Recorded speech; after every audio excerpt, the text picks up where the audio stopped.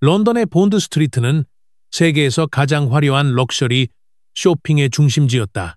유리와 금빛으로 장식된 매장들은 마치 작은 궁전처럼 빛났고 그 안에서 이루어지는 거래는 부와 권력의 상징이었다. 그 중심에 자리 잡은 리갈 엘레강스는 고급 화장품과 패션 브랜드의 플래그십 스토어로 독점성과 세련미의 대명사였다. 이탈리아산 대리석 바닥, 크리스털 샹들리에, 그리고 손으로 만든 유리 진열장이 매장을 박물관처럼 보이게 했다. 가격표는 어디에도 붙어 있지 않았다. 가격을 묻는 것은 이곳에서 은연중에 천박한 행동으로 여겨졌다. 검은색 유니폼을 입은 판매 직원들은 맞춤 가죽 케이스에 든 아이패드를 들고 고객의 프로필과 구매 기록을 확인하며 조용히 움직였다. 이곳은 돈뿐만 아니라 특정한 이미지를 가진 이들만이 환영받는 세계였다. 그러나 오늘 이 성역 같은 공간에서 예상치 못한 드라마가 펼쳐질 터였다. 손흥민의 어머니 김영숙 여사는 이곳에 발을 들였다. 그녀는 단순하지만 우아한 차림새로 매장에 들어섰다. 베이지색 캐시미어 스웨터, 짙은 색상의 슬랙스, 그리고 이탈리아에서 수제로 제작된 1만 파운드짜리 플랫 슈즈는 로고 없이도 품질의 깊이를 드러냈다. 손에 든 작은 악어 가죽 핸드백과 손가락에 낀 결혼 반지는 그녀의 남편이 세상을 떠나기 전 선물한 것으로 그 가치는 매장 관리자인 에드워드 랭글리의 연봉을 훌쩍 뛰어넘었다. 김영숙 여사는 화려함을 과시하는 사람이 아니었다. 그녀는 이날 저녁 손씨 가문이 후원하는 자선 갈라 행사를 위해 고급 화장품을 찾으러 왔다.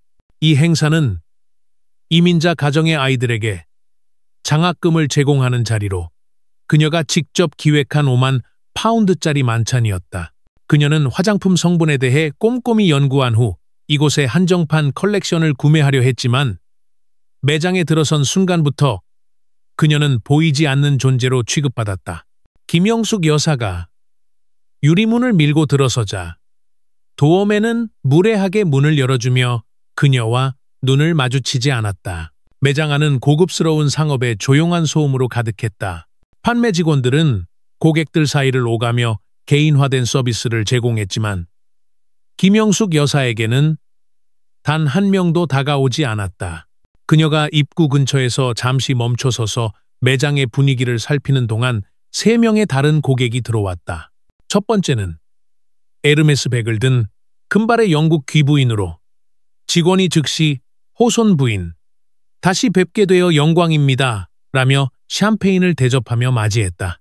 두 번째는 테니스 선수처럼 단단한 체격의 30대 여성으로 VIP 상담 구역으로 안내받았다. 세 번째는 온화한 가을 날씨에도 불구하고 모피 코트를 입은 젊은 여성으로 직원이 그녀를 위해 달려가며 로렌 컬렉션 인스타그램에서 화제가 된 바로 그 제품이에요. 라며 떠들썩하게 맞았다. 그러나 김영숙 여사는 그저 조용히 서 있었다. 그녀의 얼굴은 평온했지만 눈에는 미세한 실망의 빛이 스쳤다. 그녀는 이런 대우에 익숙했다. 한국에서 이민자로 시작해 런던의 노동자 계층으로 살아온 세월 동안 그녀는 외모나 배경 때문에 무시당하는 경험을 수없이 했다.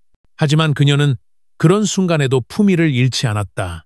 김영숙 여사는 매장 안쪽으로 걸어가 한정판 화장품 컬렉션이 진열된 구역으로 향했다.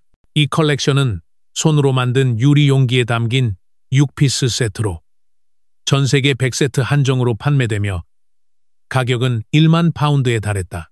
그녀는 성분표를 꼼꼼히 읽으며 이 제품이 그녀의 민감한 피부에 적합한지 확인했다. 그녀의 어머니는 값싼 화장품 때문에 피부 트러블을 겪었고 그로 인해 김영숙 여사는 화장품 성분에 대해 깊이 공부해왔다.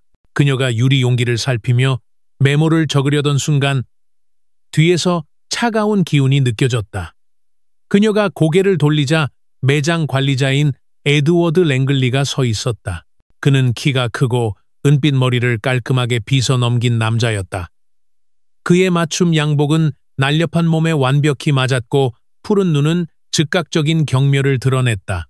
그의 이름표는 다른 직원들보다 작고 세련된 금색으로 라는 직함이 새겨져 있었다.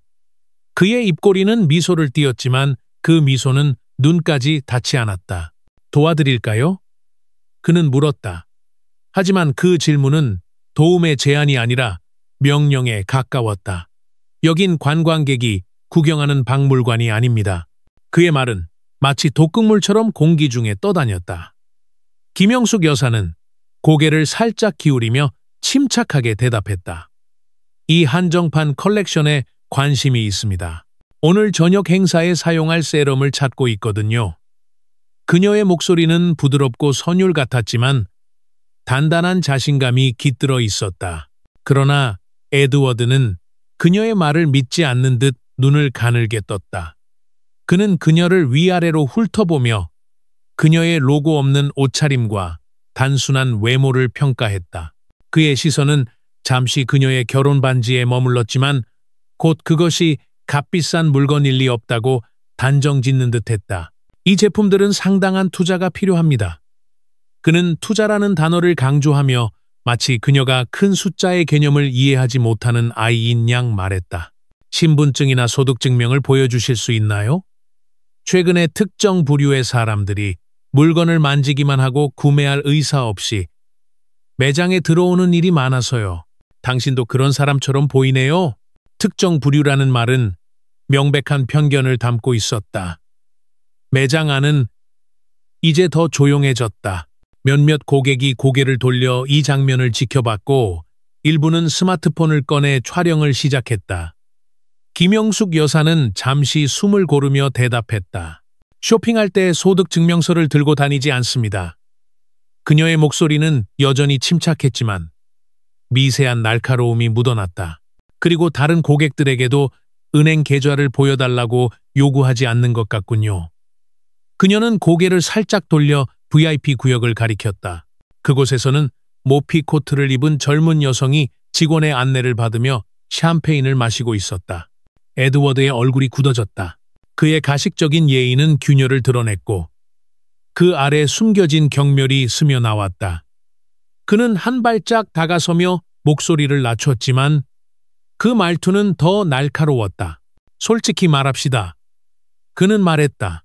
이런 물건들은 당신이 1년 동안 버는 돈보다 비쌉니다. 인스타그램 사진을 찍으러 왔거나 무료 샘플을 얻으려는 거겠죠. 우리는 그런 사람들을 여기서 환영하지 않습니다. 그의 시선은 그녀의 청바지 주머니에 살짝 보이는 스마트폰으로 향했다. 셀카 찍어서 팔로워들에게 과시하려는 건가요? 아니면 무료 샘플을 노리는 건가요? 여긴 그런 곳이 아닙니다. 매장은 이제 완전히 조용해졌다. 고객들은 물론 직원들까지 이 장면을 지켜보고 있었다.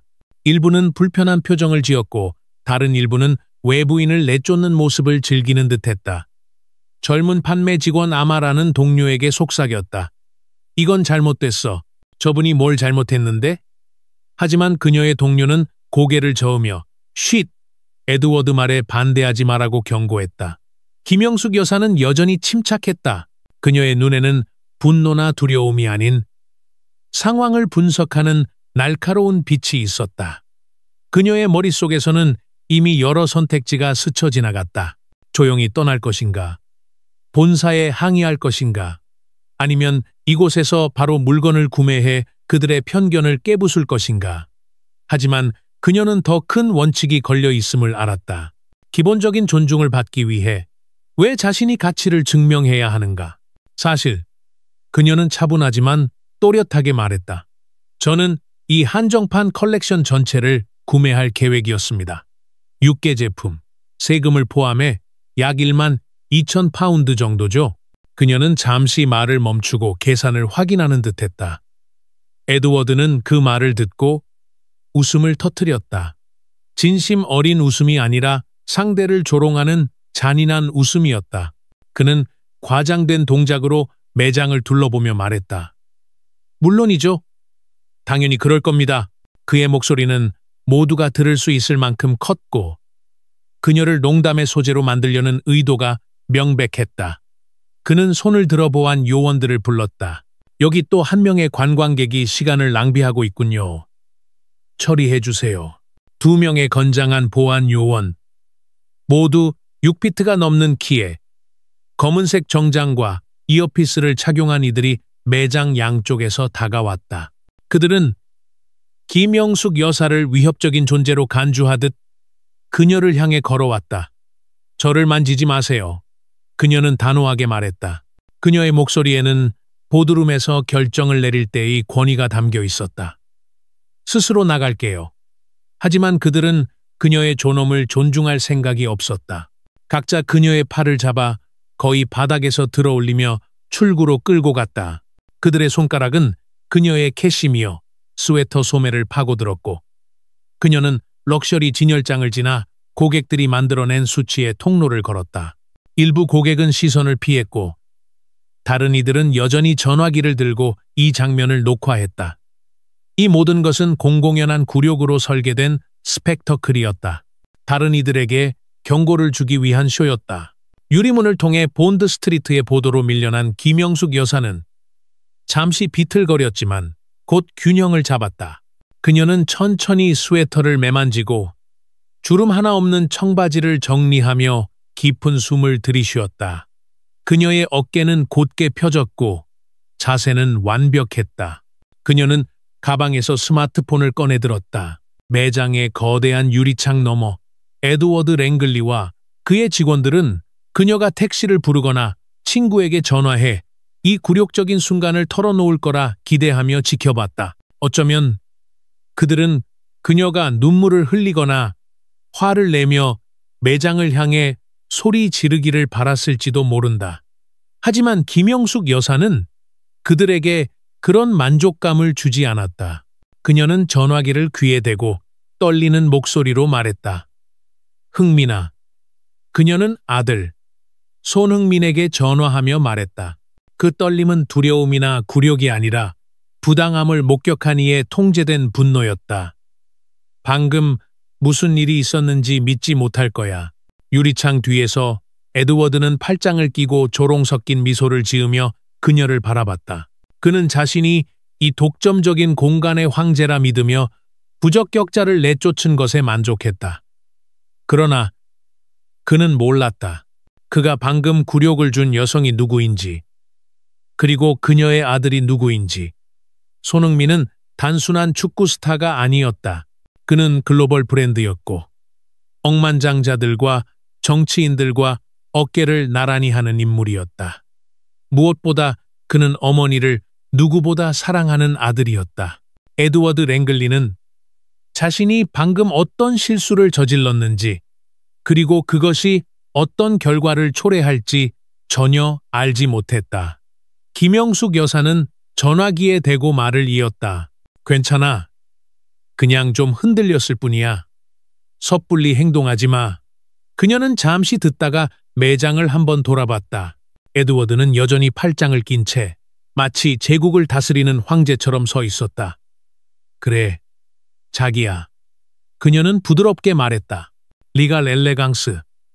본드 스트리트에 있는 플래그십 매장이야. 매니저 이름은 에드워드 랭글리. 집에 가서 얘기하자. 57번가 카페에서 토마스한테 데리러 오라고 할게. 김영숙 여사는 전화를 끊고 천천히 보도를 따라 걸었다. 그녀의 걸음은 단단했고 머리는 높이 들려 있었다. 매장 안으로 돌아간 에드워드는 자신의 사무실로 돌아가며 독점적인 영역을 지켰다는 자부심을 느꼈다. 그는 자신이 방금 어떤 연쇄 반응을 일으켰는지, 그리고 그것이 그의 경력과 럭셔리, 리테일 세계에 어떤 파장을 일으킬지 전혀 알지 못했다. 유리창 밖에서 김영숙 여사는 조용히 걸으며 마음을 가다듬었다. 그녀는 이 일이 끝난 것이 아님을 알았다. 그녀의 아들, 손흥민은 이미 움직이기 시작했을 터였다. 그리고 그들이 방금 건드린 것은 단순한 여성이 아니었다. 그것은 정의를 위해 싸울 준비가 된 한 가족의 자존심이었다. 런던의 중심에서 멀리 떨어진 오래된 이민자 동네의 작은 아파트에서 김영숙 여사의 이야기는 시작되었다. 한국 춘천의 농부 가정에서 태어난 그녀는 1980년대 남편 손흥정과 함께 아무것도 없이 영국으로 건너왔다.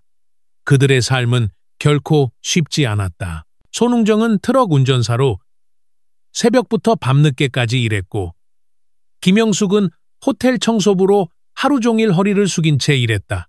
그들은 두 아들, 특히 축구에 재능을 보인 손흥민을 위해 모든 것을 바쳤다. 춘천의 좁은 골목에서 축구공을 차던 흥민이 세계적인 스타가 되리라고는 꿈에도 생각하지 못했지만 그들은 아들의 꿈을 믿었다. 김영숙은 매일 밤 아들에게 말했다. 너는 무엇이든 될 수 있어. 하지만 절대 네 뿌리를 잊지 마. 그 말은 그녀 자신의 삶의 신조이기도 했다. 그녀는 성공이 물질적 부를 과시하는 것이 아니라 자신과 타인을 존중하는 마음에서 나온다고 믿었다. 이제 손흥민은 프리미어리그 최고의 축구 스타이자 글로벌 브랜드로 수억 파운드의 자산과 세계적인 영향력을 가진 인물이었다. 하지만 김영숙 여사는 여전히 검소한 삶을 살았다. 그녀는 런던의 고급 주거지인 켄싱턴에 있는 펜트하우스에서 생활했지만 디자이너 로고가 밝힌 옷이나 화려한 보석을 과시하지 않았다. 그녀의 옷장은 단순했다. 고품질의 캐시미어 스웨터, 맞춤 제작된 슬랙스, 그리고 편안하면서도 세련된 이탈리아산 플랫슈즈. 그녀가 착용한 유일한 사치품은 남편이 준 결혼 반지였다.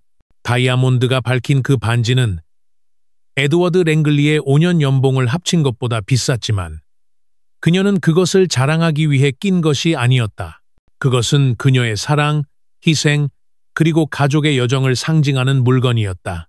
그날 아침, 김영숙은 평소처럼 새벽 6시 15분에 일어났다. 켄싱턴 펜트하우스의 미니멀한 침실은 햇빛이 들어와 따뜻한 금빛 줄무늬를 만들어냈다. 많은 이들이 억만장자의 어머니라면 늦게 일어나 럭셔리한 삶을 누릴 거라 상상했겠지만 김영숙은 달랐다. 그녀는 매일 아침 차를 끓이고 흥민이 훈련장에 나가기 전에 간단한 아침 식사를 준비했다. 엄마, 마르셀린한테 화장품 사오라고 할까? 손흥민은 집안일을 돕는 가사 매니저를 언급하며 물었다. 김영숙은 미소를 지으며 고개를 저었다. 내가 직접 고르고 싶어. 성분이 중요하잖아. 그녀의 말은 진심이었다. 어린 시절, 어머니가 값싼 약국 화장품 때문에 피부 트러블로 고생하던 모습을 본 후 그녀는 피부에 바르는 모든 것에 신중했다. 이제 최고급 제품을 살 여유가 생겼지만 그녀는 여전히 화장품 회사의 화학자들과 직접 연락하며 성분을 꼼꼼히 확인했다. 흥민이 훈련장으로 떠난 후 김영숙은 그녀가 일상 유니폼이라 부르는 옷을 입었다. 짙은색 데님, 크림색 캐시미어 스웨터, 그리고 1만 파운드짜리 이탈리아산 플랫슈즈. 그녀의 자연스러운 머리는 깔끔한 업 스타일로 묶었고 메이크업은 최소한으로 완벽하게 자연스러웠다. 그녀는 화려한 로고나 과시적인 장신구 없이도 자신감으로 빛났다. 11시 30분, 그녀의 전용 차량이 본드 스트리트의 리갈 엘레강스 앞에 멈췄다. 운전사인 토마스에게 그녀는 말했다. 점심 먹고 와, 토마스. 나 여기 1시간 정도 있을 거야. 토마스는 미소를 지으며 고개를 끄덕였지만 그녀가 매장에 들어가는 모습을 지켜보며 무언가 불편한 기운을 느꼈다. 김영숙이 매장에 들어서자 그녀는 잠시 멈춰서서 공간을 둘러보았다. 리갈 엘레강스의 인테리어는 일본의 유명 건축가가 설계한 걸작이었다. 유리와 금속으로 장식된 외관, 이탈리아 대리석 바닥, 그리고 섬세한 조명은 모든 제품을 마치 예술품처럼 보이게 했다. 판매 직원들은 고객 한 명 한 명에게 맞춤 서비스를 제공하며 고객의 피부 분석 데이터와 이전 구매 기록을 아이패드로 확인했다. 이곳은 부유한 이들만의 성역이었다. 김영숙은 이런 환경에 익숙했다. 그녀는 마이애미와 파리의 럭셔리 매장을 방문한 적이 있었지만 런던의 플래그십 스토어는 규모 면에서 단연 돋보였다. 그녀는 입구 근처에 일반 제품 100파운드짜리 모이스처라이저와 80파운드짜리 클렌저를 지나 매장 뒤쪽의 한정판 컬렉션으로 향했다. 그녀가 찾던 것은 리갈 엘레강스의 시그니처 한정판 컬렉션이었다. 손으로 만든 유리 용기에 담긴 6피스 세트로 전 세계 100세트만 판매되는 이 제품은 희귀한 식물 추출물과 지속 가능한 진주 마개로 만들어졌다. 가격은 세금을 포함해 12,000파운드에 달했다. 김영숙은 성분표를 꼼꼼히 읽으며 이 제품이 그녀의 민감한 피부에 적합한지 확인했다.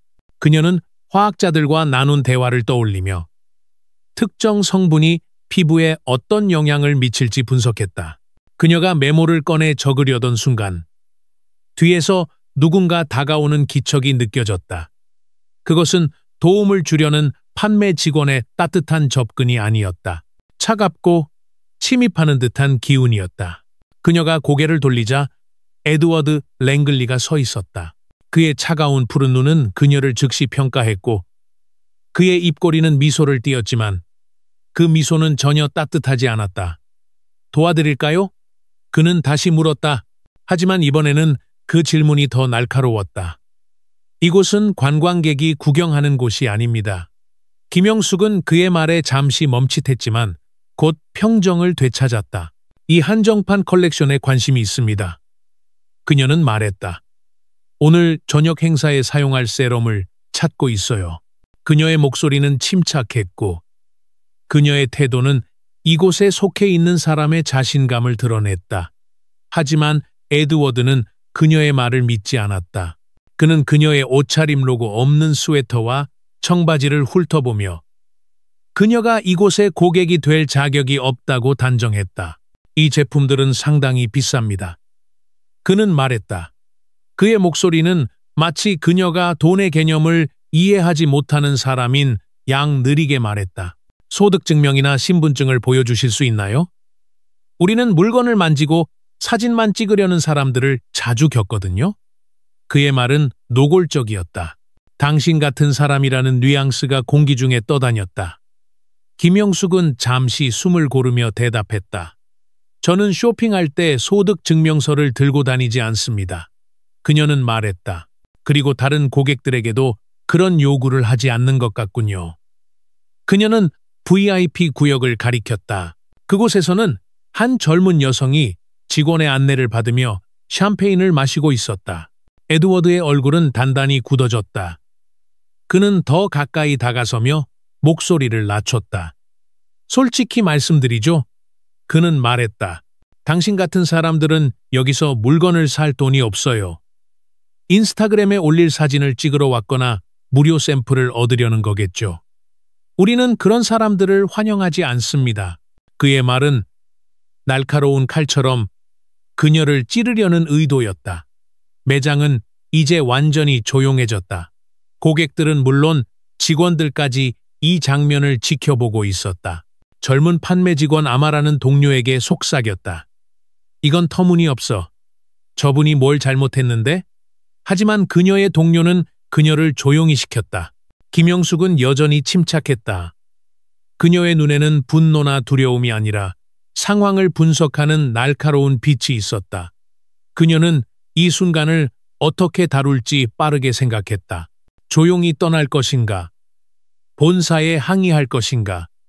아니면 이곳에서 물건을 구매해 그들의 편견을 깨부술 것인가? 하지만 그녀는 더 큰 문제가 있음을 알았다. 왜 그녀가 기본적인 존중을 받기 위해 자신의 가치를 증명해야 하는가? 사실 그녀는 차분하지만 또렷하게 말했다.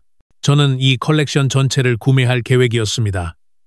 6개 제품 세금을 포함해 약 12,000파운드죠. 에드워드는 그녀의 말을 듣고 웃음을 터뜨렸다. 그 웃음은 진심이 아니라 그녀를 조롱하려는 잔인한 웃음이었다. 그는 과장된 동작으로 매장을 둘러보며 말했다. 물론이죠. 당연히 그럴 겁니다. 그의 목소리는 모두가 들을 수 있을 만큼 컸다. 그는 손을 들어보안 요원들을 불렀다. 여기 시간 낭비하는 관광객이 또 있군요. 처리해 주세요. 2명의 보안 요원이 다가왔다. 그들은 김영숙을 위협적인 존재로 간주하듯 그녀를 향해 걸어왔다. 저를 만지지 마세요. 그녀는 단호하게 말했다. 하지만 그들은 그녀의 말을 무시하고 그녀의 팔을 잡아 바닥에서 거의 들어올리며 출구로 끌고 갔다. 유리문을 통해 보도로 밀려난 김영숙은 잠시 비틀거렸지만 곧 균형을 잡았다. 그녀는 스웨터를 매만지고 청바지의 주름을 정리하며 깊은 숨을 들이쉬었다. 그녀는 가방에서 스마트폰을 꺼내 전화기를 귀에 댔다. 흥민아, 그녀는 말했다. 방금 무슨 일이 있었는지 믿지 못할 거야. 매장 안에서 에드워드는 팔짱을 끼고 조롱 섞인 미소를 지으며 그녀를 바라봤다. 그는 자신이 이 공간의 황제라 믿었다. 하지만 그는 몰랐다. 그가 방금 굴욕을 준 여성이 누구인지, 그리고 그녀의 아들이 어떤 행동을 취할지. 김영숙은 전화기에 대고 말을 이었다. 괜찮아. 그냥 좀 흔들렸을 뿐이야. 섣불리 행동하지 마.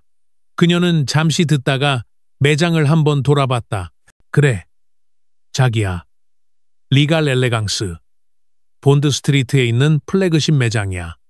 매니저 이름은 에드워드 랭글리. 집에 가서 얘기하자. 그녀는 전화를 끊고 천천히 보도를 따라 걸었다. 그녀의 걸음은 단단했고 머리는 높이 들려 있었다. 한편 지현, 김영숙의 오랜 친구는 그녀의 전화를 받고 분노했다. 지현은 한국에서 함께 자란 친구로 런던에서 작은 베이커리를 운영하며 비슷한 차별을 겪은 적이 있었다. 영수가 이건 그냥 넘길 일이 아니야. 지현은 말했다. 흥민이한테 말했어? 김영숙은 미소를 지으며 대답했다. 이미 했어. 하지만 내가 이걸 어떻게 처리할지 생각해봐야 해. 토마스, 손씨 가문의 운전사는 유리창 너머로 이 모든 장면을 목격했다. 그는 즉시 손흥민에게 전화했다. 손 선수, 어머님이 방금 매장에서 쫓겨났어요. 마치 도둑 취급을 하더라고요. 토트넘 훈련장에서 전화를 받은 손흥민은 전화기를 꽉 쥐었다. 그의 눈에는 분노의 불꽃이 타올랐다. 그는 어머니가 자신에게 개입하지 말라고 할 것을 알았지만 이번에는 가만히 있을 수 없었다. 그는 즉시 법무팀과 재무팀에 연락했다. 리갈 엘레강스와 그 모회사에 대해 알아봐. 오늘 밤까지 모든 걸 알고 싶어. 김영숙의 삶은 그녀가 이 순간까지 어떻게 살아왔는지를 보여줬다.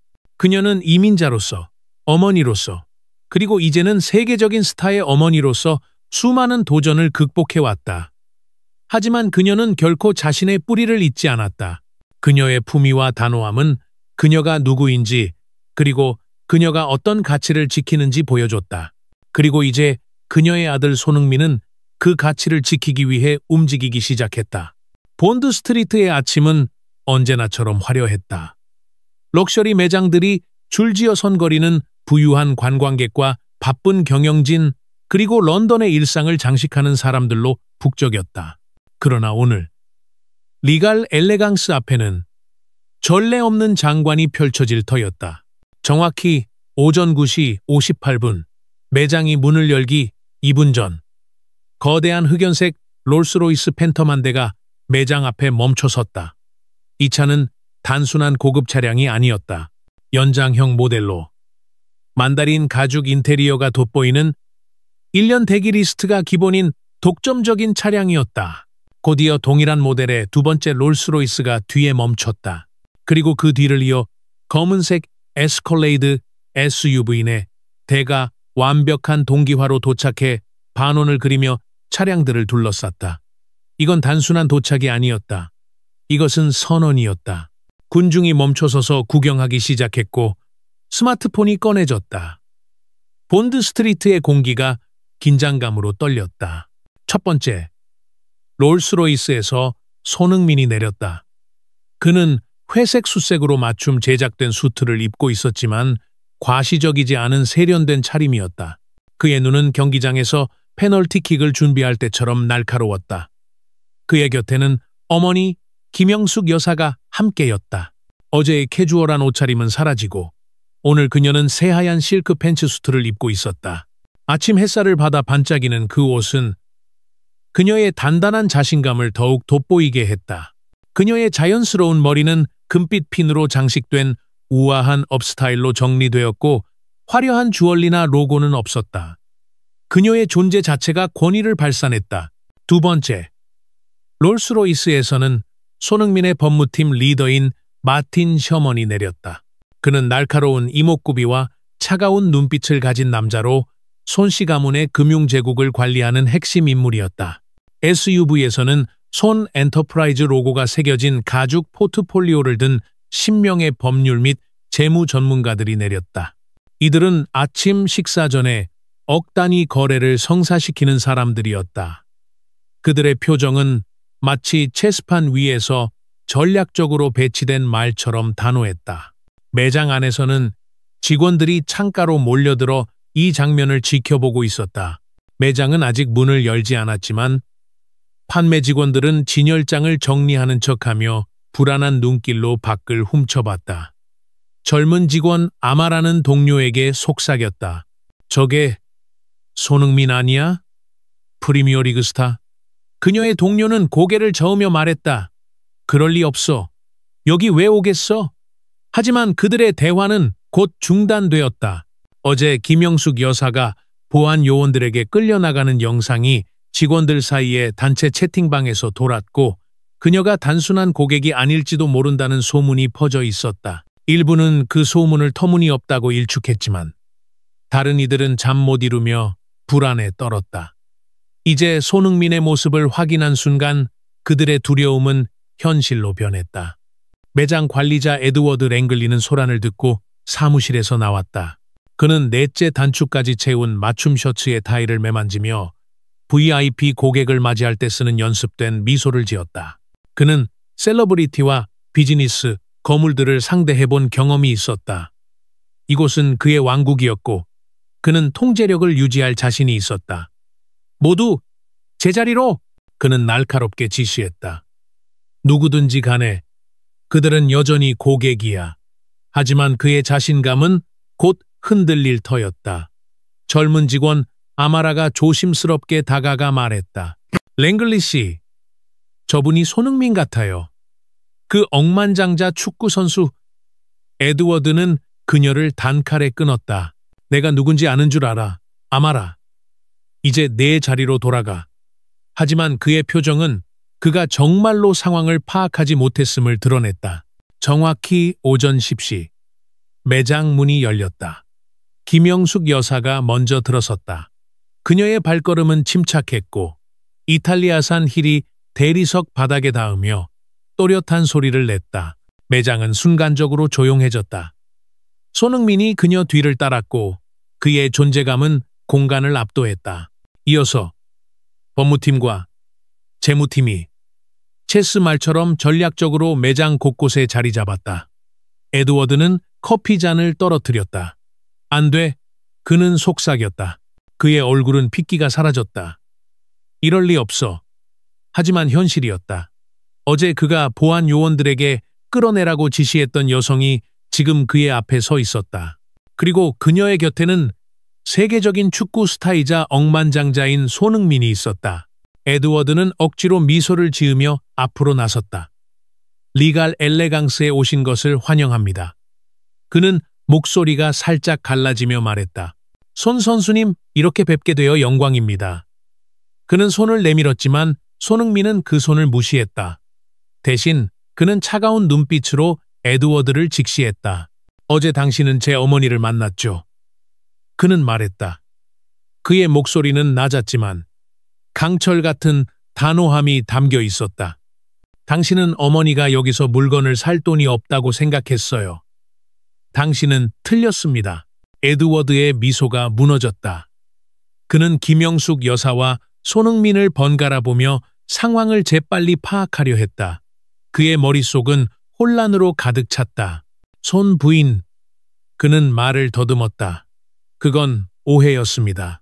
만약 우리가 부인이 누구신지 알았다면 당연히 프리미엄 서비스를 제공했을 겁니다. 그의 말은 공허하게 울렸다. 매장 직원들 사이에서 웅성거림이 퍼졌다. 일부는 스마트폰을 꺼내 소셜미디어에서 김영숙의 신원을 확인하기 시작했다. 저분 반지가 왜 그렇게 비싸 보였는지 이제 알겠어. 한 직원이 속삭였다. 어제 김영숙을 끌어낸 보안 요원 중 한 명인 캔드릭이 뒷방에서 나왔다가 그녀를 보고 멈칫했다. 그의 얼굴은 순식간에 공포로 물들었다. 그는 수많은 상황을 다뤄봤지만 이런 상황은 처음이었다. 랭글리 씨, 그는 다급히 다가가며 말했다. 알려드릴 게 있습니다. 하지만 에드워드는 그를 날카롭게 쏘아보며 말했다. 지금 아니야, 캔드릭. 그는 여전히 이 상황을 수습할 방법을 찾으려 애썼다. 손흥민은 매장 전체를 향해 말을 이었다. 그의 목소리는 모든 구석에 울려 퍼졌다. 어제 제 어머니는 이 매장에서 인종 때문에 차별을 받았습니다. 공개적으로 굴욕을 당했고 물리적으로 끌려나갔습니다. 어머니는 12,000파운드를 쓸 계획이었죠. 그는 잠시 멈췄다. 그 금액이 직원들에게 충격을 주었다. 그 정도 판매는 한 달 동안의 최대 매출에 해당했고 수수료만으로도 런던의 비싼 임대료를 충당할 수 있을 정도였다. 하지만 오늘 우리는 물건을 사러 온 게 아닙니다. 손흥민은 선글라스를 벗어 가슴 주머니에 넣으며 말했다. 우리는 다른 목적으로 왔습니다. 매장의 긴장감은 이제 손에 잡힐 듯했다. 한 직원이 실수로 물잔을 떨어뜨렸고 그 소리는 정적 속에서 총성처럼 울렸다. 손흥민은 팀원 중 한 명. 날카로운 이목구비를 가진 여성 엘리자베스 킴에게 고개를 끄덕였다. 그녀는 앞으로 나서며 손 엔터프라이즈 로고가 새겨진 폴더를 에드워드에게 건넸다. 이게 뭡니까? 에드워드는 떨리는 손으로 폴더를 받아들며 물었다. 그의 이마에는 땀이 맺혔다. 소유권 이전 서류입니다. 손흥민이 간단히 대답했다. 오늘 새벽 4시 30분. 손 엔터프라이즈는 리갈 엘레강스의 모 회사인 피너클 럭스의 지배 지분을 인수했습니다.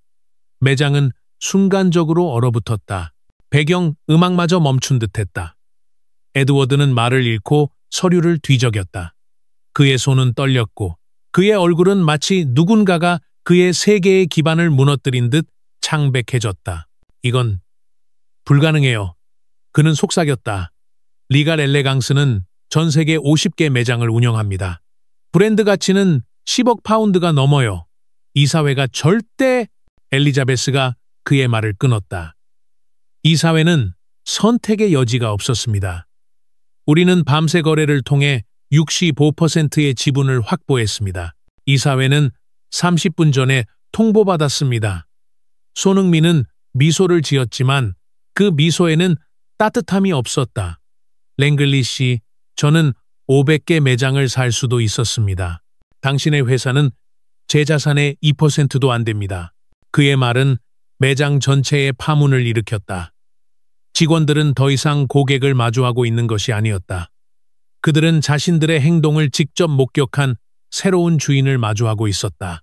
한 직원이 뒤쪽에서 조용히 울기 시작했고 다른 직원은 출구로 살금살금 이동하려다 손흥민의 팀원에게 제지당했다. 아직 아무도 떠날 수 없었다. 손흥민은 시계를 확인했다. 단순하지만 값비싼 시계였다. 이제 매장이 1분 후에 일반 고객들에게 문을 엽니다. 그 전에 모두 모여주세요. 긴급 회의를 열겠습니다. 그의 팀은 마치 오케스트라처럼 움직였다. 직원들을 매장 중앙으로 부드럽지만 단호하게 안내했다. 저항은 없었다. 충격이 너무 컸다. 권력의 전신은 압도적이었다. 판매 직원, 재고 관리자, 보안 요원 모두가 불안한 반원을 그리며 모였다. 에드워드는 여전히 서류를 쥔 채 얼어붙은 듯 서 있었다. 어제만 해도 그는 이 매장의 황제였다. 그는 김영숙을 부적격자로 판단하고 내쫓았다. 하지만 오늘 그는 자신이 그녀의 소나기에 있다는 것을 깨달았다. 김영숙의 표정은 중립적이었다. 하지만 그녀를 가까이에서 본 사람들은 그녀의 입꼬리가 살짝 올라간 것을 눈치챘을지도 모른다. 그것은 승리의 미소가 아니라 정의가 곧 실현될 것이라는 조용한 만족감이었다. 손흥민은 어머니의 허리에 손을 부드럽게 얹었다. 소유적인 제스처가 아니라 지지하는 동작이었다. 그들의 관계를 보여주는 작은 행동이었다. 명확히 하겠습니다. 그는 매장 전체를 향해 말했다. 오늘 일은 단순히 어제의 사건에 대한 것이 아닙니다. 이것은 오늘 끝나는 잘못된 행동의 패턴에 관한 것입니다. 에드워드의 얼굴은 이제 회색빛으로 변했다. 그는 자신의 경력, 자신의 세계가 무너지는 것을 느끼며 비틀거렸다. 제발, 그는 목소리가 갈라지며 말했다. 이 매장은 제 삶입니다. 12년 동안 여기서 일했어요. 김영숙이 처음으로 입을 열었다. 12년 동안 사람들을 외모로 판단하고 누가 이곳에 어울리고 누가 어울리지 않는지를 편견으로 결정했군요. 그녀의 목소리는 조용했지만 매장을 침묵시키는 힘이 있었다. 문이 잠겼고 전동 블라인드가 내려가며 매장은 부드러운 조명으로 변했다. 밖에서는 혼란스러운 고객들이 창문 틈으로 안을 들여다보며 무슨 일이 벌어지고 있는지 궁금해했다. 에드워드 랭글리는 자신이 어제 내쫓았던 여성이 이제 그의 모든 것을 소유하고 있다는 사실을 깨달았다. 그의 권력은 한순간에 무너졌다. 그리고 심판은 이제 막 시작되었다. 본드 스트리트의 풍경은 몇 달 만에 완전히 바뀌었다. 리갈 엘레강스의 차가운 유리와 금빛 장식은 사라지고 그 자리에는 새로운 간판이 자리 잡았다. 하모니 럭스라는 이름이 우아한 금색 글씨로 빛났다. 매장의 외관은 더 이상 위압적이지 않았다. 유리벽은 따뜻한 조명과 열린 공간으로 대체되었고 문 앞에는 모든 일을 환영하는 부드러운 곡선의 디자인이 들어섰다. 런던의 다채로운 거리와 어우러지는 이 새로운 매장은 단순한 럭셔리 매장이 아니었다. 그것은 변화의 상징이었다. 개장 첫날 본드 스트리트는 패션 잡지 기자, 비즈니스 전문지, 소셜 미디어 인플루언서들로 북적였다. 군중은 몇 블록에 걸쳐 줄을 섰고 카메라 플래시가 끊임없이 터졌다. 이곳은 단순히 매장이 재오픈한 것이 아니었다. 럭셔리 리테일의 새로운 장이 열리고 있었다. 이 모든 변화의 중심에는 김영숙 여사가 있었다. 그녀는 더 이상 어제의 굴욕을 당한 고객이 아니었다. 그녀는 하모니 럭스의 크리에이티브 디렉터로 브랜드의 비전을 새롭게 정의하는 리더였다. 그녀는 하얀 실크 블레이저와 심플한 검은색 슬랙스를 입고 매장 중앙에 서 있었다. 그녀의 자연스러운 머리는 여전히 우아한 업스타일로 묶여 있었고 그녀의 미소는 따뜻하면서도 단호했다. 그녀는 기자들에게 말했다. 우리는 전에 없던 것을 만들고 있습니다. 배타적이지 않은 럭셔리, 외모나 배경에 상관없이 모든 일을 위한 특별한 품질의 경험입니다. 그녀의 말은 단순한 선언이 아니었다. 그것은 혁명이었다. 매장 내부는 완전히 탈바꿈했다.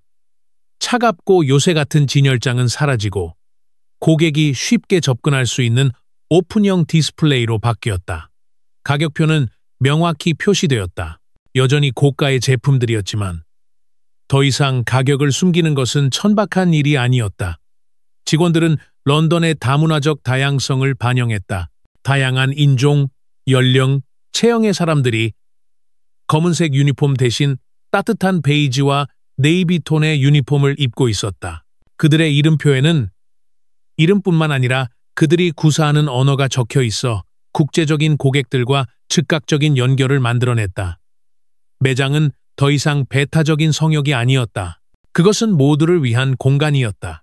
김영숙 여사는 이 변화를 이끄는 데 있어 단호했다. 그녀는 리갈 엘레강스의 50개 전 세계 매장을 모두 재구성하도록 지시했다. 각 매장은 지역사회의 다양성을 반영하도록 설계되었다. 파리 매장은 아프리카와 중동 출신의 직원들을 고용했고 서울 매장은 다양한 아시아 배경의 직원들로 채워졌다. 뉴욕 매장은 라틴계와 흑인 직원들이 줄을 이루었다. 김영숙은 이 모든 과정을 직접 감독했다. 그녀는 매장 디자인 회의에 참석하고 직원 채용 기준을 재정립했으며 무엇보다 모든 직원이 반드시 거쳐야 하는 교육 프로그램을 만들었다. 이 교육 프로그램은 단순한 고객 서비스 훈련이 아니었다. 김영숙은 무의식적 편견에 대한 심층적인 워크숍을 설계했다. 그녀는 직접 강의를 이끌며 자신의 이야기를 공유했다. 저는 이곳에서 차별을 당했습니다. 그녀는 새 직원들 앞에서 말했다. 외모 때문에, 제 피부색 때문에 제가 이곳에 어울리지 않는다고 판단받았죠. 하지만 저는 단지 화장품을 사러 온 고객이었습니다. 여러분은 모든 고객을 그들의 인격으로 판단해야 합니다. 그들의 옷이나 말투가 아니라요. 교육은 역할극 시나리오, 서비스 패턴의 데이터 분석, 그리고 개인적인 성찰로 구성되었다. 모든 직원 재고 관리자부터 고위 경영진까지 이 과정을 거쳤다. 우리는 완벽함을 기대하지 않습니다. 김영숙은 말했다. 우리는 인식과 성장을 기대합니다. 이 과정에서 중요한 역할을 한 인물은 릴라였다. 그녀는 아프리카 출신의 젊은 디자이너로 과거 리갈 엘레강스에서 일자리를 얻으려 했지만 브랜드 이미지에 맞지 않는다는 이유로 거절당한 경험이 있었다. 김영숙은 그녀의 이야기를 듣고 직접 연락해 하모니럭스의 뉴 탤런트 이니셔티브에 초대했다. 이 프로그램은 소외된 배경의 디자이너들에게 자원, 비즈니스 교육, 그리고 그들의 제품을 판매할 플랫폼을 제공했다. 릴라는 그녀의 조부모가 아프리카 전통 재료로 만든 스킨케어 레시피를 바탕으로 한 화장품 라인을 개발했다. 그녀의 제품은 이제 하모니럭스의 플래그십 매장 입구 근처에 특별 전시대에 놓여 있었다. 김영숙은 릴라를 멘토링하며 말했다. 재능은 어디에나 있습니다. 기회는 그렇지 않죠. 우리는 그 간극을 메우고 있어요. 한편 손흥민은 이 변화를 뒷받침하는 재정적, 전략적 리더였다. 그는 드물게 인터뷰를 허락하며 하모니럭스의 비전을 설명했다. 이 브랜드는 단순히 제품을 파는 곳이 아닙니다. 그는 매장 위층의 사무실에서 말했다. 창밖으로는 새롭게 단장한 매장이 보였다. 우리는 존중과 포용을 판매합니다. 어머니가 가르쳐준 가치입니다. 진정한 가치는 돈이 아니라 사람을 어떻게 대하느냐에 있습니다. 그의 말은 진심이었다. 하모니럭스는 개장 첫 6개월 만에 리갈 엘레강스의 전년도 매출을 34% 초과했다. 고객층은 극적으로 다양해졌다. 기존의 고급 고객들은 여전히 매장을 찾았지만 이제는 다양한 배경의 사람들이 이곳에서 자신만의 럭셔리를 발견했다. 아마라, 과거 리갈 엘레강스에서 김영숙 여사의 굴욕을 막으려 했던 젊은 직원도 이 변화의 일부가 되었다. 그녀는 새로운 매장에서 매니저로 승진했고 고객들에게 따뜻한 미소로 맞이했다. 그녀는 김영숙에게 감사 편지를 썼다. 그날 제가 당신을 도우려 했지만 실패했어요. 하지만 당신이 저에게 새 기회를 주셨어요. 김영숙은 그 편지를 읽으며 미소 지었다. 아마라, 너는 이미 그날 올바른 선택을 했어. 이제 그 마음을 계속 지켜가. 하모니럭스의 변화는 단순히 미학적인 것이 아니었다. 김영숙은 매장의 운영 방식을 근본적으로 재구성했다. 과거 리갈 엘레강스에서는 직원들이 고객처럼 보이는 사람들에게 우선순위를 두도록 교육받았다. 이는 암묵적으로 백인, 부유해 보이는 고객을 의미했다. 하지만 이제 하모니럭스에서는 모든 고객이 동등하게 대우받았다. 매장 입구 근처에는 고객이 직접 제품을 테스트할 수 있는 오픈형 스테이션이 설치되었다. 가격은 명확히 표시되었고 직원들은 고객의 외모나 옷차림을 평가하지 않도록 훈련받았다. 한 조용한 화요일 오후, 한 젊은 여성이 하모니럭스에 들어섰다. 그녀의 옷은 깔끔했지만 화려하지 않았고 그녀의 태도는 고급 매장에 어울리지 않을까 걱정하는 듯 망설였다.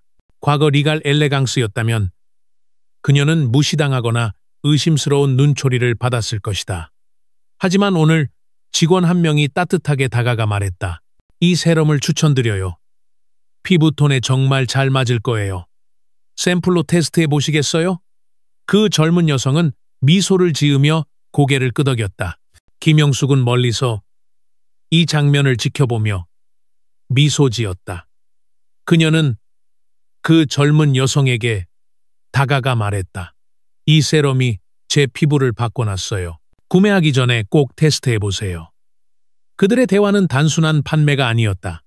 그것은 연결이었고 사람을 있는 그대로 보는 순간이었다. 김영숙은 매일 저녁 직원들을 모아 일일 성찰 시간을 가졌다. 이는 그녀가 도입한 새로운 관행이었다. 진정한 럭셔리는 소유한 물건이 아닙니다. 그녀는 직원들에게 말했다. 모든 일을 빛나게 만드는 공간을 만드는 겁니다. 오늘 여러분은 누군가를 어떻게 빛나게 했나요? 이 말은 하모니럭스의 비공식 모토가 되었고 매장의 모든 거래와 경험에 스며들었다.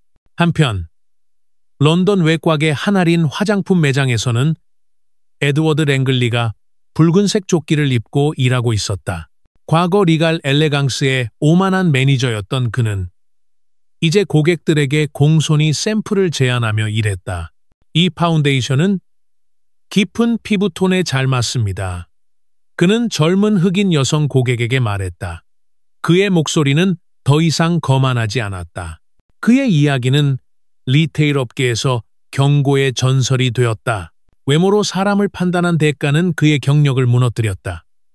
고급 리테일 업체들은 그의 이력서를 거들떠보지도 않았다. 하모니럭스는 단순히 매장을 바꾼 것이 아니었다. 그것은 산업 전체에 파문을 일으켰다.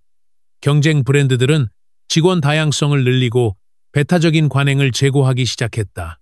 김영숙과 손흥민은 한순간의 차별이 혁명으로 이어질 수 있음을 보여주었다. 하모니럭스는 흑인 소유의 글로벌 럭셔리 리테일 체인으로는 최초로 역사에 이름을 남겼다. 이는 비즈니스 세계에 충격을 주었고 수십 년간 변하지 않던 산업의 원칙을 뒤흔들었다. 김영숙은 매장을 돌아보며 생각했다. 이 모든 것이 한순간의 굴욕에서 시작되었다. 하지만 그녀와 그녀의 아들은 그 굴욕을 디딤돌로 삼아 새로운 것을 창조했다. 하모니럭스는 단순한 브랜드가 아니었다. 그것은 유산이었다. 그리고 그 유산은 이제 막 시작되었다. 본드 스트리트의 하모니럭스는 런던을 넘어 전 세계적인 현상이 되었다. 불과 몇 달 만에 이 브랜드는 럭셔리 리테일의 새로운 기준을 세웠다. 과거 리갈 엘레강스가 배타성과 차가운 완벽함으로 정의되었다면 하모니럭스는 포용성과 따뜻한 연결로 정의되었다. 런던의 플래그십 매장은 이제 단순한 쇼핑 공간이 아니었다. 그것은 사회적 변화를 상징하는 랜드마크였다. 매장 앞에는 다양한 배경의 고객들이 줄을 섰고 그들 사이에는 공통점이 하나 있었다. 그들은 이곳에서 존중받고 환영받는다는 느낌을 받았다. 파리, 서울, 뉴욕, 도쿄의 하모니 럭스 매장들 역시 지역사회의 다문화적 색채를 반영하며 같은 비전을 실현했다. 이 모든 변화의 중심에는 김영숙 여사와 그녀의 아들 손흥민이 있었다. 그들은 한순간의 차별을 계기로 산업 전체를 재구성하는 운동을 일으켰다. 하모니럭스의 성공은 숫자로도 입증되었다. 개장 6개월 만의 매출은 리갈 엘레강스의 전년도 기록을 34% 초과했다. 고객층은 극적으로 다양해졌다. 과거 리갈 엘레강스의 고객은 92%가 백인이었다면 하모니럭스의 고객은 런던, 파리, 뉴욕 같은 대도시의 실제 인구 구성을 반영했다. 흑인, 아시아인, 라틴계, 중동 출신 고객들이 매장을 가득 채웠다. 고급 럭셔리 고객들도 여전히 이곳을 찾았지만 이제는 젊은 대학생, 이민자 가정의 어머니, 그리고 다양한 직업군의 사람들이 이곳에서 자신에게 맞는 제품을 찾았다. 직원 구성도 혁신적이었다. 하모니럭스의 직원 중 73%가 유색인종이었고 관리직의 68%는 여성과 소수자였다. 직원 만족도는 92%에 달했고 이는 업계에서 전례 없는 수치였다. 김영숙 여사는 이 변화를 이끄는 크리에이티브 디렉터로서 매일 매장을 방문했다. 그녀는 화려한 사무실에 앉아 지시를 내리는 대신 매장 바닥을 직접 걸으며 직원들과 고객들을 만났다. 그녀의 존재는 단순한 경영진 이상이었다. 그녀는 영감의 원천이었다. 매일 저녁, 그녀는 직원들을 모아 일일 성찰 시간을 가졌다. 이 시간은 그녀가 도입한 관행으로 직원들이 하루 동안의 경험을 공유하고 서로에게 배울 수 있는 기회였다. 진정한 럭셔리는 물건이 아닙니다. 그녀는 자주 말했다. 그것은 누군가를 빛나게 만드는 일입니다. 오늘 여러분은 누군가를 어떻게 빛나게 했나요? 이 말은 하모니럭스의 비공식 모토가 되었고 매장의 모든 직원과 고객에게 깊은 인상을 남겼다. 이 변화의 핵심에는 뉴 탤런트 이니셔티브가 있었다. 김영숙이 직접 설계한 이 프로그램은 소외된 배경의 디자이너들에게 기회를 제공했다. 첫 번째 코호트에는 릴라가 포함되었다. 그녀는 아프리카 출신의 젊은 디자이너로 조부모가 전통적으로 사용하던 천연 재료를 바탕으로 한 스킨케어 제품을 개발했다. 그녀의 제품은 하모니럭스의 플래그십 매장 입구에 전시되었고 고객들 사이에서 빠르게 인기를 얻었다. 릴라는 김영숙과의 멘토링 세션에서 눈물을 흘리며 말했다. 저는 이런 기회를 결코 얻을 거라 생각하지 않았어요. 제 꿈을 믿어준 당신 덕분이에요. 김영숙은 미소 지으며 대답했다. 릴라, 너는 이미 재능이 있었어. 내가 한 건 단지 문을 열어준 것뿐이야. 또 다른 중요한 인물은 아마라였다. 과거 리갈 엘레강스에서 김영숙의 굴욕을 막으려 했던 젊은 직원이었던 그녀는 이제 하모니 럭스의 매니저로 승진했다. 그녀는 매일 아침 매장을 열 때마다 김영숙의 가르침을 떠올렸다. 모든 고객은 존중받을 권리가 있어요. 그들의 옷이나 말투가 아니라 그들의 인격으로 판단해야 해요. 아마라는 고객들에게 따뜻한 미소로 다가가며 특히 망설이는 고객들에게 먼저 말을 걸었다. 그녀는 한 젊은 여성 고객에게 말했다. 이 세럼을 써보세요. 당신의 피부톤에 정말 잘 맞을 거예요. 그 고객은 처음에는 긴장했지만 아마라의 진심 어린 태도에 마음을 열었다. 한편 런던 외곽의 한 할인 화장품 체인점에서 에드워드 랭글리는 붉은색 조끼를 입고 일하고 있었다. 과거 리갈 엘레강스의 오만한 매니저였던 그는 이제 고객들에게 공손히 샘플을 제안하며 하루를 보냈다. 이 파운데이션은 깊은 피부톤에 잘 맞습니다. 그는 한 젊은 흑인 여성 고객에게 말했다. 그의 목소리는 더 이상 거만하지 않았다. 그는 자신의 행동이 어떤 결과를 낳았는지 뼈저리게 깨달았다. 그의 이야기는 리테일 업계에서 경고의 전설이 되었다. 외모로 사람을 판단한 대가는 그의 경력을 완전히 무너뜨렸다. 고급 리테일 업체들은 그의 이력서를 거들떠보지도 않았다. 그는 이제 매일 아침 거울을 보며 자신의 과거를 반성했다. 하모니 럭스의 성공은 단순히 매출 증가로 끝나지 않았다. 이 브랜드는 럭셔리 리테일 산업 전체에 파문을 일으켰다. 경쟁 브랜드들은 직원 다양성을 늘리고 배타적인 관행을 제고하기 시작했다. 일부는 하모니 럭스의 교육 프로그램을 모방하려 했지만 김영숙의 진정성과 그녀의 개인적인 이야기가 담긴 접근법을 따라잡을 수는 없었다. 그녀는 한 인터뷰에서 말했다. 저는 이민자로서, 노동자로서, 그리고 어머니로서 살아왔습니다. 저는 차별이 어떤 느낌인지 알아요. 그래서 이 브랜드는 단순히 제품을 파는 곳이 아니에요. 사람들을 연결하고 그들의 가치를 인정하는 곳입니다. 한 조용한 화요일 오후, 한 젊은 여성이 하모니 럭스에 들어섰다. 그녀는 깔끔하지만 화려하지 않은 옷을 입고 있었고 고가의 제품들을 보며 망설이는 기색이 역력했다. 과거 리갈 엘레강스였다면 그녀는 무시당하거나 의심스러운 눈초리를 받았을 것이다. 하지만 오늘 한 직원이 따뜻하게 다가가 말했다. 이 세럼을 추천드려요. 테스트해 보시겠어요? 그 젊은 여성은 미소를 지으며 고개를 끄덕였다. 김영숙은 멀리서 이 장면을 지켜보며 다가갔다. 이 제품이 제 피부를 바꿔놨어요. 그녀는 부드럽게 말했다. 구매 전에 샘플로 테스트해 보세요. 그들의 대화는 단순한 판매가 아니었다. 그것은 연결이었다. 김영숙은 그 젊은 여성에게 뉴 탤런트 이니셔티브의 브로슈어를 건넸다. 화학을 공부한다고 했죠? 우리는 새로운 시각을 가진 포뮬레이터를 찾고 있어요. 지원해보는 건 어때요? 손흥민은 이 모든 변화를 뒤에서 지지했다. 그는 드물게 시간을 내어 인터뷰에 응하며 하모니 럭스의 비전을 공유했다. 이 브랜드는 어머니의 유산입니다.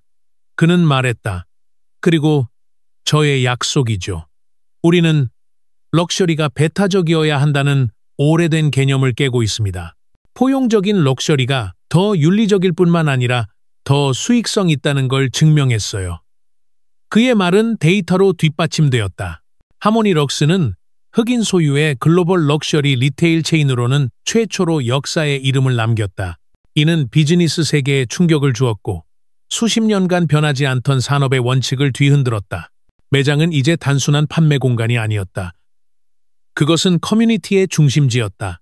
하모니 럭스는 지역 아티스트들의 작품을 전시하고 소외된 청소년들을 위한 워크숍을 열었다. 김영숙은 매주 지역사회 단체들과 만나 그들의 목소리를 브랜드에 반영했다. 그녀는 한 모임에서 말했다. 우리는 단지 화장품을 파는 게 아닙니다. 우리는 희망을 팔고 기회를 제공합니다. 하모니 럭스의 성공은 다른 브랜드들에게도 영향을 미쳤다. 럭셔리 리테일 업계는 이제 다양성과 포용성을 우선순위로 삼기 시작했다.